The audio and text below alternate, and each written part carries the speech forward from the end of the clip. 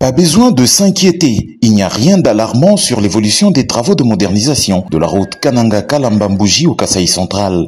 Ces assurances sont données par une commission mixte qui revient du terrain, composée des experts du ministère des Infrastructures et Travaux Publics, de l'Agence congolaise des grands travaux, du Bureau technique de contrôle, de l'entreprise BKA, du secrétariat général aux infrastructures et travaux publics, ainsi que de l'entreprise chinoise Cisco SA qui exécute les travaux. Cette mission avait pour objectif d'évaluer l'avancement de ces travaux par rapport au calendrier convenu avec l'entrepreneur. À son arrivée, la délégation conduite par l'ingénieur Eric Ngilo Makombela de la CGT a été reçue par le gouverneur de la province du Kasaï central pour un partage sur le projet. Sous la conduite de la mission de contrôle BKA, la mission a effectué une descente d'évaluation sur l'état actuel de la route en parcourant à peu près 35 km. Actuellement, l'entreprise Sinohydro, sous-traitant de Cisco SA, avance avec les travaux de construction de la base vie et le dégagement des emprises sur les 10 premiers kilomètres du projet. Un rechargement avec des matériaux d'emprunt sur 2 km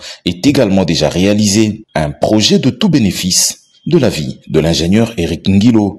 Projet exceptionnellement, par rapport à tous les autres projets, il aura un gabarit de 12 mètres avec 2 voies de circulation de 7 mètres, une fois 2, et 2 mètres et demi d'accotement de part et d'autre.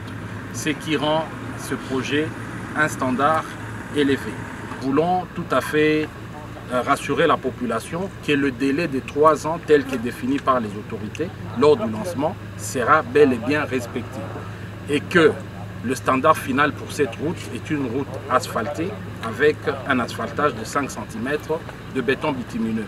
Ceci, c'est pour que toute la population soit rassurée sur les standards de la route. Financé par le programme sino-congolais à hauteur de 300 millions de dollars américains, ce projet a été relancé officiellement le mercredi 3 juillet par le ministre d'État, ministre des Infrastructures et Travaux Publics. Il devra durer 3 ans.